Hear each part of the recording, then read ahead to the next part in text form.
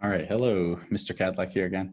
I'm going to read Monster Beach today, and it's written by Betty Paraskavis. So she is the author, and it's illustrated by Michael Paraskavis, and he is the illustrator. Here we go.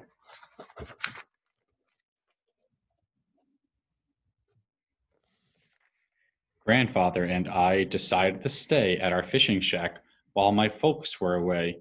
We arrived at night and crossed the dune by the ghostly light of the silvery moon. I saw something crack the glassy sea and rise in the water ahead of me. Ooh, that's eerie. I turned and made a beeline back to the safety of the fishing shack. I locked the door and never said a single word, but went straight to bed. It's the dog in the corner there.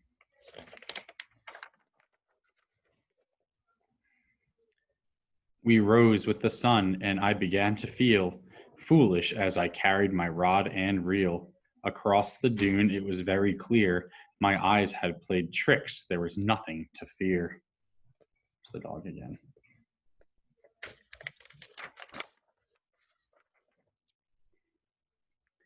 I'd been fishing for an hour alone on the shore when the thing I'd seen the night before, just beyond the breakers, raised its head, and I saw those eyes flaming red. I turned and ran across the sand, clutching the fishing pole still in my hand. When I turned again and looked to where that monster had been, he wasn't there. It's a big monster. I decided not to say a word. The whole thing sounded too absurd. Then the lifeguard arrived, and very soon the umbrella brigade was crossing the dune. Everybody's going to the beach. I watched the umbrellas around me bloom. When grandfather arrived, there was barely room to plant his umbrella and unfold his chair. The beach was crowded, and I was aware of scolding parents and the constant noise of cranky little girls and boys.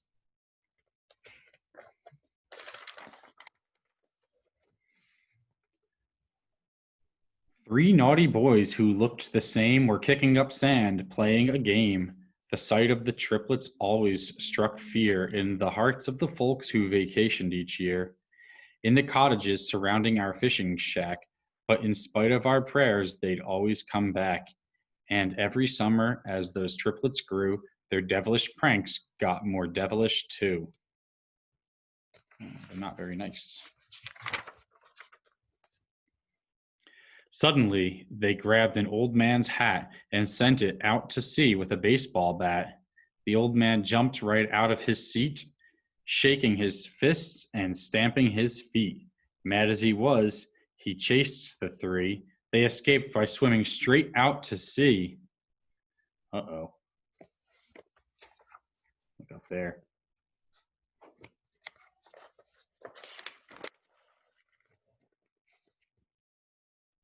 We heard the lifeguard's whistle screech. He signaled the triplets back to the beach. They were excellent swimmers and chose to ignore the shrill command. We watched from the shore. All at once, the sky turned gray and the sea turned from blue to green. The ocean was wild and the waves were high. The triplets were not to be seen. Oh no. Bad news. The lifeguard rallied some of the men to help launch the lifeboat again and again. It was tossed back to shore by a cascading wall of salty seawater that drenched them all. Couldn't get the boat out there. Then we saw the sea monster with his ridiculous grin, struggling to bring the triplets in. They clung to his back. It was touch and go as he fought the powerful undertow.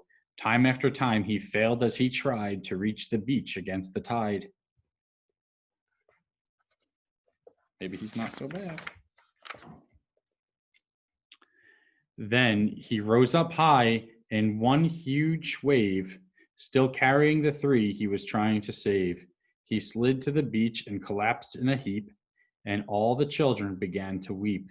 as the monster, still with this old man's hat, breathed one last sigh and went completely flat. There's the hat, too. Right there. And the dog.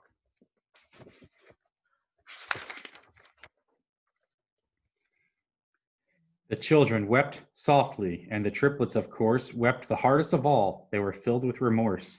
Grandfather said he'd be right back and made a quick trip to the fishing shack.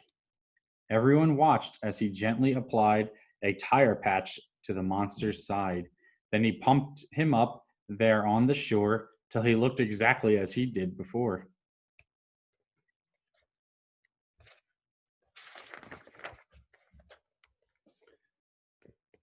The wind died down and the sun came out. People shook hands and danced about. The sky turned from gray to blue, and when it did, the sea did too.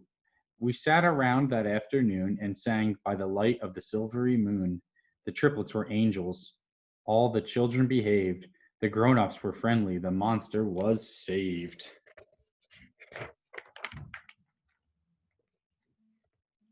From that day on, the legend grew about Monster Beach, where the sky is more blue, where the sand and sea sparkle, and just off the shore lives a lovable monster all the people adore, who brought us together and taught us to care with respect for each other in a place we all share. All right. Thank you very much.